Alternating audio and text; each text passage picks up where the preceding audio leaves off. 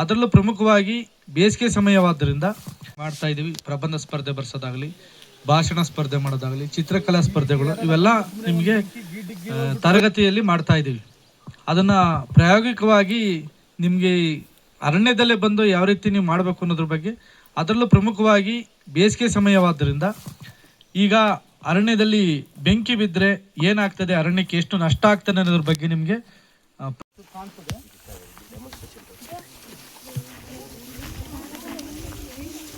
ಯಾವ ಮುಂಜಾಗ್ರತೆ ವಹಿಸಬೇಕು.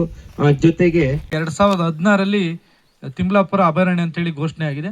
ಅಂದಿನಿಂದ ಇದಕ್ಕೆ ಇಬ್ಬರು ಅರಣ್ಯ ರಕ್ಷಕರು, ಒಂದು 8 ಜನ ಹೊರಗುತ್ತಿಗೆ ನೌಕರರು, ಒಬ್ಬರು ವಲಯಾಣಾಧಿಕಾರಿ ಇಷ್ಟೆಲ್ಲ ತಂಡಗಳು ಈ ಅರಣ್ಯವನ್ನು ರಕ್ಷಣೆ ಮಾಡೋಕ್ಕೆ ಪಣ ತೊಟ್ಟಿ ನಾವು ಕೆಲಸ ಮಾಡ್ತಿದ್ದೀವಿ.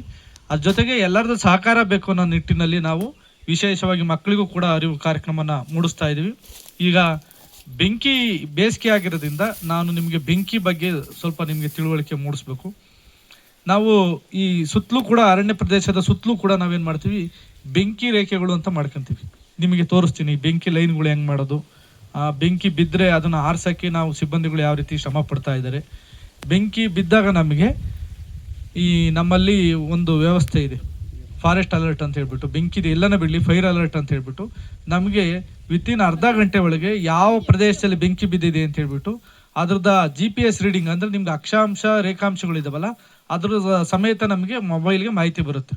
ಅದನ್ನು ಹಾಕ್ಕೊಂಡು ನಾವು ಡೈರೆಕ್ಷನ್ ಮಾಡಿದ್ರೆ ಇಂಥ ಕಡೆ ಬೆಂಕಿ ಬಿದ್ದಿದೆ ಅಂತೇಳಿ ಮಾಹಿತಿ ಬರುತ್ತದೆ. ನಾವು ಹೋಗಿದ ತಕ್ಷಣ ಅಟೆಂಡ್ ಮಾಡ್ಬೋದು. ಇದು ಒಂದು ಮಾಹಿತಿ ಇದೆ.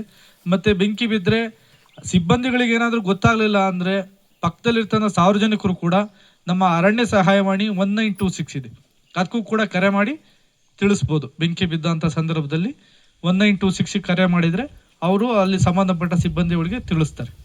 ಇದು ಈ ಅರಣ್ಯಕ್ಕೆ ಏನಾದರೂ ಬೆಂಕಿ ಬಿದ್ದರೆ ನೋಡಿ, ಈ ಪ್ರದೇಶದಲ್ಲಿ ಬೆಂಕಿ ಇದೆ, ಇಷ್ಟೆಲ್ಲ ಸಸ್ಯ ಸಂಕುಲ ಇದೆ, ಏನಾದರೂ ಬೆಂಕಿ ಬಿದ್ದು ಇಷ್ಟೆಲ್ಲ ಸಸ್ಯ ಸಂಕುಲ ಹಾಳಾಗೋದ್ರೆ ನಮಗೆ ಎಷ್ಟು ನಷ್ಟ ಆಗ್ತದೆ ಹೇಳಿ. ನೋಡಿ, ಈಗ ಎಕ್ಸಾಂಪಲ್ ನಿಮಗೆ ಇಲ್ಲಿ ನಾವು ಬೆಂಕಿ ಕೊಡ್ತೀವಿ ಅಂದ್ಕೊಳ್ಳಿ, ಇದರಲ್ಲಿ ಇರ್ತಕ್ಕಂಥ ಭಾಳಷ್ಟು ಈ ಕೆಳಗಡೆ ಇರ್ತಕ್ಕಂಥ ಸರೀಸೃಪಗಳಾಗಲಿ, ಸಣ್ಣ ಸಣ್ಣ ಕೀಟಗಳಾಗಲಿ, ಪಕ್ಷಿಗಳಾಗಲಿ, ಪ್ರಾಣಿಗಳು ಭಾಳಷ್ಟು ಸತ್ತೋಗ್ತವೆ ಬೆಂಕಿ. ಮತ್ತು ಜೊತೆಗೆ ಆ ಮಣ್ಣಿನ ಸವಕಳಿ ಆಗುತ್ತೆ. ಮಣ್ಣಿನ ಸವಕಳಿ ಆದರೆ ಏನಾಗುತ್ತೆ, ನೀರು ಮಳೆಯಿಂದ ನೀರು ಬೀಳ್ತದಲ್ಲ, ಆ ನೀರು ಬಿದ್ದು ನೀರು ಹಿಂಗಲ್ಲ, ಅಲ್ಲಿ ಏನಾಗುತ್ತೆ, ಹಿಂಗದಲ್ಲೇ ಹರಿದೋಗುತ್ತೆ. ಹರಿದೋದಾಗ ಏನಾಗುತ್ತೆ, ನಮಗೆ ಅಂತರ್ಜಲ ಕುಸಿತ ಬರುತ್ತೆ. ಅಂತರ್ಜಲ ಕುಸಿತ ಆದರೆ ನಮಗೆ ಕುಡಿಯೋ ನೀರಿಗೆ ತೊಂದರೆ ಆಗುತ್ತೆ. ಗೊತ್ತಿದೆಯಾ ಅದೆಲ್ಲ?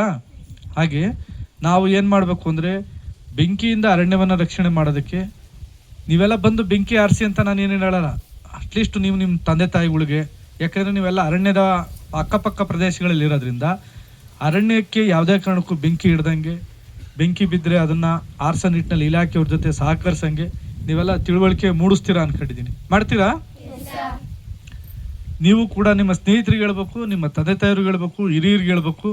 ನಾವು ತಿಮ್ಲಾಪುರ ಅರಣ್ಯಕ್ಕೆ ಹೋಗಿದ್ದು, ಅಲ್ಲಿ ಬೆಂಕಿ ಬಿದ್ದರೆ ಯಾವ ರೀತಿ ಅರಣ್ಯಕ್ಕೆ ನಷ್ಟ ಆಗ್ತದೆ ಅಂತೇಳಿ ನಮಗೆ ತಿಳುವಳಿಕೆ ಮೂಡಿದ್ದಾರೆ. ನಾವು ಕೂಡ ನಮ್ಮ ಕೈಲಾದಷ್ಟು ಸಮಾಜಕ್ಕೆ, ಪರಿಸರಕ್ಕೆ ನಾವು ಸೇವೆಯನ್ನು ಕೊಡ್ತೀವಿ. ಹಾಗಾಗಿ ಈ ನಿಟ್ಟಿನಲ್ಲಿ ನಿಮ್ಮ ಶ್ರಮ ಏನಾಗಬೇಕು ಹೇಳಿ, ಪರಿಸರಕ್ಕೆ ಪೂರಕವಾಗಿ ನೀವು ಕೆಲಸ ಮಾಡ್ತೀರಾ. ಹಾಗಾಗಿ ನೋಡಿ, ಈಗ ನಿಮಗೆ ನಾವು ಈ ಕಾಡಿನ ಸುತ್ತಲೂ ಕೂಡ ಬೆಂಕಿ ಹೊರಗಡೆಯಿಂದ ಬಂದರೆ ಕಾಡೊಳಗೆ ಬರ್ದಂಗೆ ಬೆಂಕಿ ಲೈನ್ಗಳು ಮಾಡ್ಕೊತೀವಿ. ಈ ಥರ ಹಿಂಗೆಲ್ಲ ಹುಲ್ಲಿರುತ್ತೆ. ಈ ಹುಲ್ಲಿದ್ರೂ ಕೂಡ ನಾವೇನು ಮಾಡ್ತೀವಿ, ಹುಲ್ಲೆಲ್ಲ ಕಡ್ಕೊಂತೀವಿ. ಫಸ್ಟು ಕಡ್ಕೊಂಡು ಇದನ್ನು ಸುಟ್ಕೊಂಡು